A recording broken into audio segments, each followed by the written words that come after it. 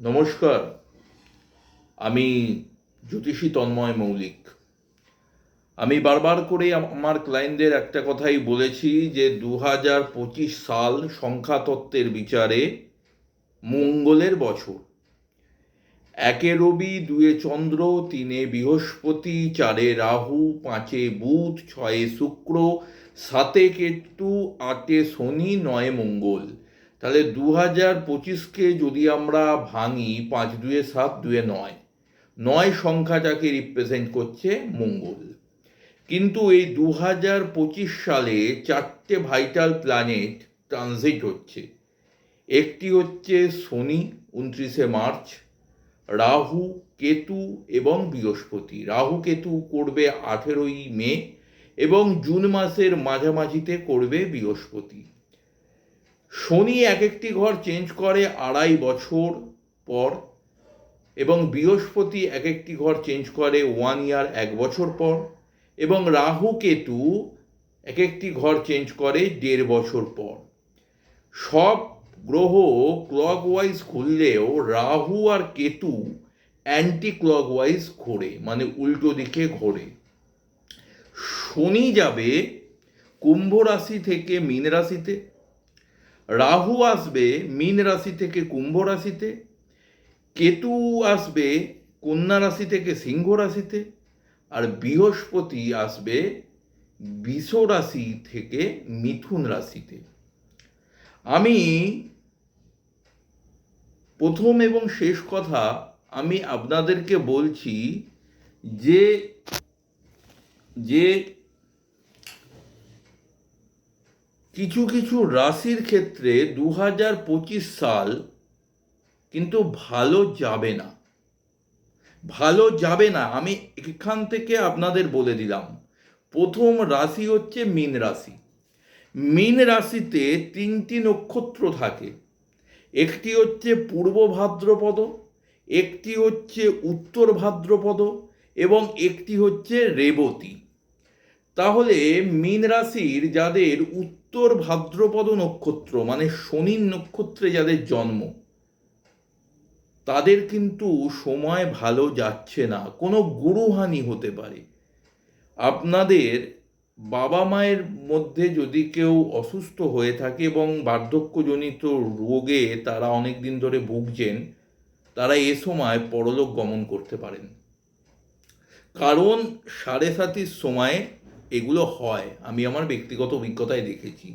মীন রাশি যারা ব্যবসা করছেন, হয়তো ব্যবসা ভালো চলছিল, হঠাৎ করে ব্যবসায় কিন্তু মন্দা দেখা দেবে। যারা চাকুরি করছেন প্রাইভেটে, তাদের কিন্তু চাকরি চলে যেতে পারে।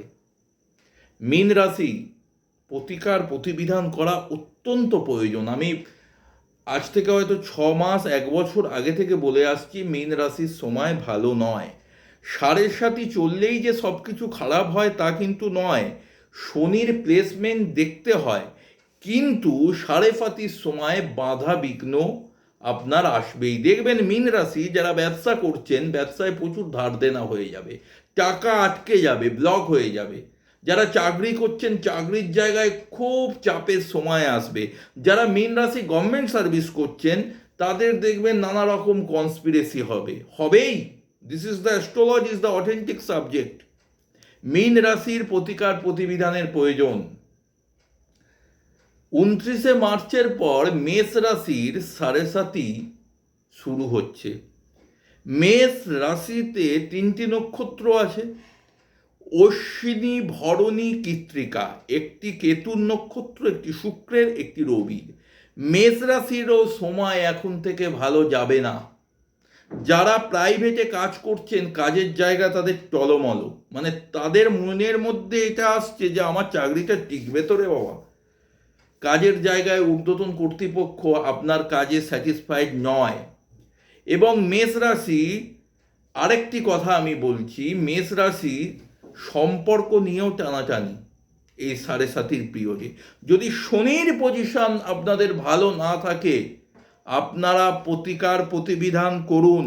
যারা স্টুডেন্ট, তাদের পড়াশোনার মান ভালো হবে না মেষ রাশি। যারা ধরুন চাকরি করছেন প্রাইভেটে, তাদের চাকরির জায়গায় টলমলো, এবং যারা ব্যবসা করছেন ভুল জায়গায় ইনভেস্টমেন্ট হয়ে যেতে পারে।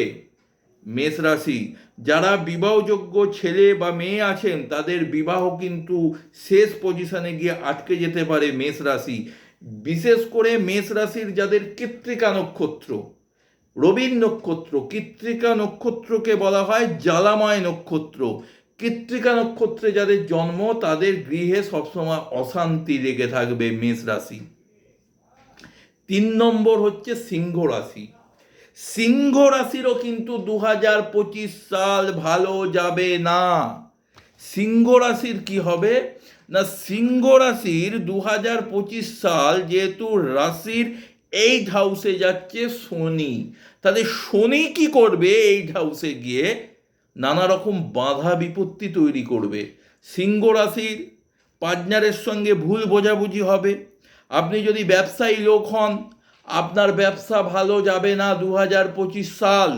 সিংহ রাশি যারা চাকরি করছেন, সিংহ রাশির কিন্তু যদি আপনার মঘা নক্ষত্রে জন্ম হয়, মঘা মানে অঘা, মঘা নক্ষত্র ভালো, কিন্তু মঘা হচ্ছে নক্ষত্রের প্রতীক হচ্ছে কাটা বিছানো রাজ সিংহাসন। সেই মঘা নক্ষত্রে যদি আপনার জন্ম হয় তাহলে কিন্তু আপনার চাকরি চলে যাবে 2025 সালে।